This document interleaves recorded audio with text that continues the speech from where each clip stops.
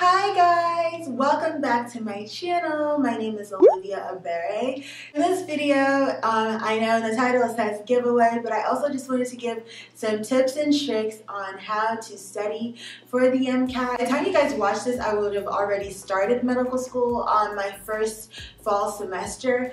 But I wanted to make sure that I post this around the fall, like late summertime, because I want people who are probably taking the MCAT in May or January to be able to use these tips and tricks to get a really good score. Before we get this video started, go ahead and like this video and subscribe if you haven't already. So let's get it started. My first tip when you're studying for the MCAT is plan. Down below, I'm going to put MCAT study schedule, and it's the 90-day schedule, which is roughly 3 months, and I got that from the student Dr. Form, and it really helped me keep track of what I was studying. And on that schedule, they tell you to use Berkeley Review, but I found out as I was studying, I think by the 60-day mark, I realized, which was already pretty late anyway, but I realized that I was doing a lot better when I was using Kaplan instead of Berkeley Review. For whatever reason, Berkeley Review and I just didn't mesh very well. I think Kaplan works better with my learning style because I'm someone who learns from mistakes, and I also like to learn material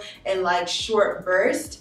And Berkeley Review was more long paragraphs of material, while Kaplan was just short little bullets of material to be able to understand it. So I think that worked way better for me, but I didn't realize that until the very end. So that's one thing I would say about that schedule is if you follow it, if you know your learning style is better with things short bursts on PowerPoints and things, probably go with Exam Crackers or Kaplan. So I'll be giving away our Kaplan, and no, Kaplan did not sponsor that. I personally just think the Kaplan review books were better. But there are places where I think Kaplan wasn't that great, but we will get to that later on. When you're taking your practice questions, make sure you give yourself, if you're doing the passages for cards, right? Make sure you're giving yourself about 6 to 7 minutes for each passage, including the questions and reading it. You want to get used to reading things really quickly, because on the MCAT, you're going to be super stressed out. You're going to feel very nervous, and if you are sort of like me and get test anxiety, if I had to give advice to anyone else, I would say try to cut down on your anxiety, try to cut down on your nervousness any way you can, and one way to cut it down is to be super prepared. Being super prepared for your time to run out, being super prepared for things to go wrong. So when it comes to practice exams, right? I think it's, so on that schedule that I'm going to link down below, it tells you to start your practice exams, I think on day 60 or something like that. I would say start your practice exams way earlier than that. I would say start the frequency, up your frequency around day 60 when you're taking them every 3 days or every 2 days. Up your frequency at day 60 when you have a month left. But I think you should start taking practice tests at day 30 and maybe take once a week or once every 4 days or something like that. I think the best practice test to take is the one for the AMC, their practice test 1 and their practice test 2.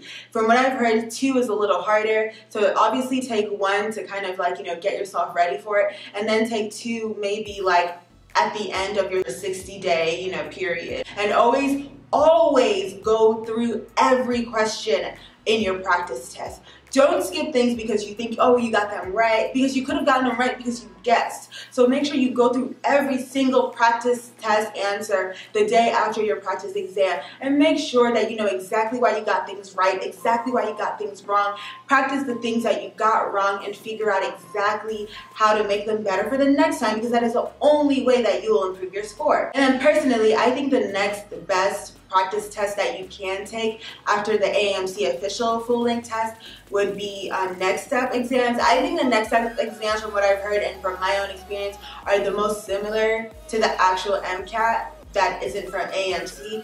And then after that, I would say Princeton Review and Exam Crackers. I think their tests are pretty good too.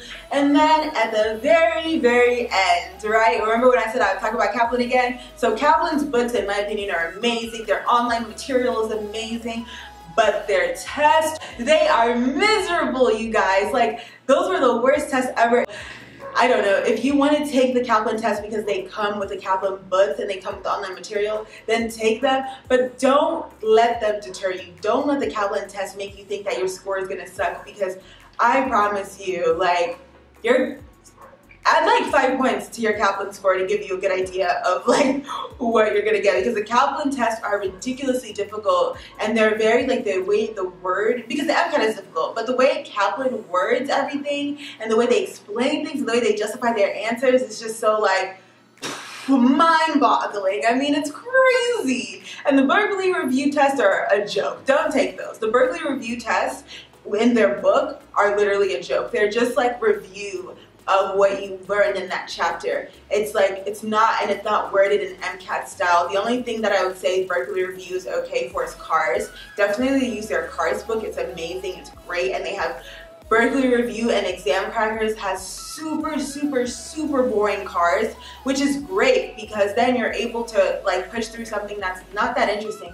Because if you're practicing cars with things that you like to read, you're not really going to do well in cars, because when you actually get to the real car section on the MCAT, you're gonna get some weird passages about things that like are just not interesting. You might get lucky. Like I got lucky with one passage that was like pretty cool, and I ended up like looking it up afterwards. I was like, what, this is super cool, I want to read this whole thing. But largely enough, you will not get interesting passages. Do not use old practice material. So what I mean by that is like, don't use the stuff from like old MCATs. Like I know there are a lot of things still from the old MCAT and that aren't the 2015 version. Don't use that stuff. Use the 2015 version has been around for at least 3 years now, guys. So like splurge a little, spend a little bit more money, like a little bit more money for the stuff that actually is going to be pertinent to the test that you will be taking. Do not use the things from way back when like there wasn't any physics or like there wasn't any psych or soc.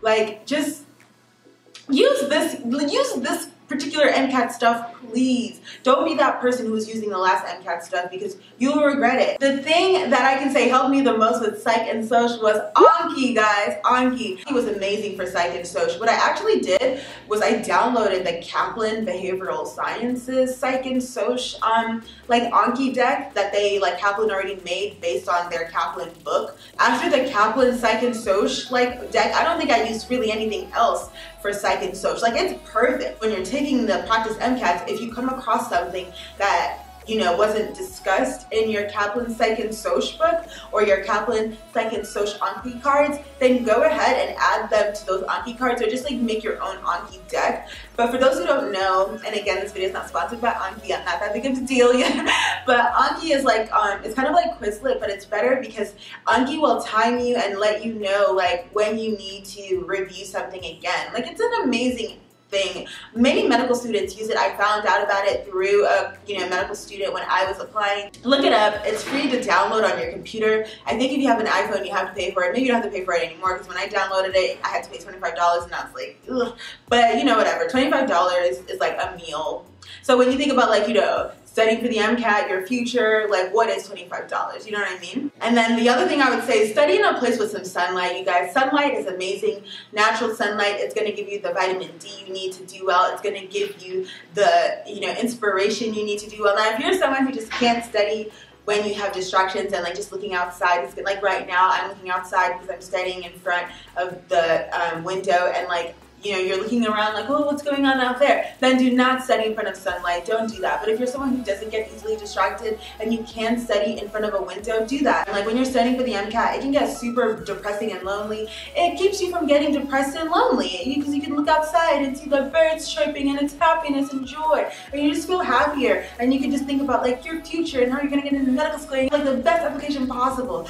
So yeah, sunlight I think is an amazing thing. Study in front of like a window, or just have some sunlight. Get your daily dose of sunlight every day. And obviously exercise. Exercise is a great way to keep your mind sharp and just give you the energy and keep you pumped to continue studying. And keeping protein on deck, having protein bars, protein shakes, anything you can to give your brain fuel is going to be super important for studying. Stand up, buy a dry erase wall and stand up and put it in your room, or go to the library where they have dry erase walls and write on the wall. That is going to help you to stay active, and you won't just be stuck sitting down like a miserable little troll. Draw pictures, draw diagrams, especially when it comes to like studying for biology and things like that. When you're doing your physics like things, write your formulas and your problems on the board. Don't just sit down and feel bad for yourself, because that will not lead to a good study experience. And if you're not going to be